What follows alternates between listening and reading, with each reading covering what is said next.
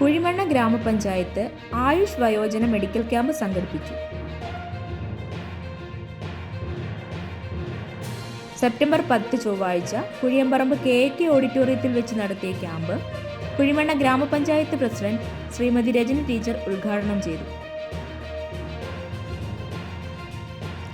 60 വയസ്സിന് മുകളിൽ പ്രായമുള്ള രോഗികൾക്ക് വേണ്ടി നടത്തിയ ക്യാമ്പിൽ പങ്കെടുത്തവരെ ആയുർവേദ ഡോക്ടർമാർ പരിശോധിക്കുകയും മരുന്നുകൾ നൽകുകയും ചെയ്തു.